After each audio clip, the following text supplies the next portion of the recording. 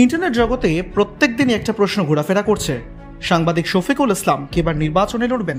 আর এই প্রশ্ন ইতিমধ্যেই ভাইরাল হয়ে পড়েছে সমাজ মাধ্যম জুড়ে।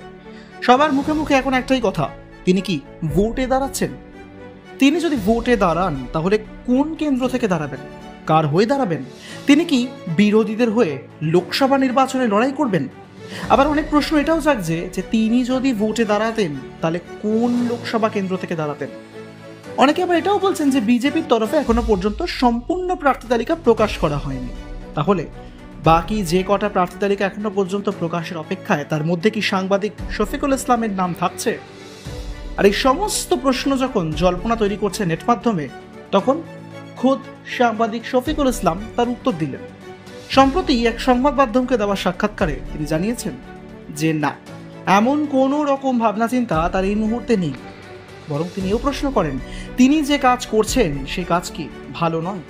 তিনি যে কাজ চালিয়ে যাচ্ছেন সে কাজ কি তিনি চালিয়ে গেলে মন্দ হচ্ছে? তাই সেই সমস্ত প্রশ্নের জল্পনাকে একেবারে উড়িয়ে দিয়ে তিনি বলেছেন যে না, এই মুহূর্তে তিনি কোনো রকম কেন্দ্র থেকে দাঁড়াচ্ছেন না বা ভোটেই লড়বেন না। তিনি সাংবাদিক হিসেবেই নিজের পরিচিতি অক্ষুণ্ণ রাখতে চান।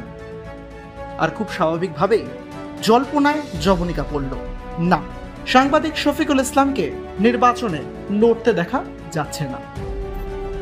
এক ঝলকে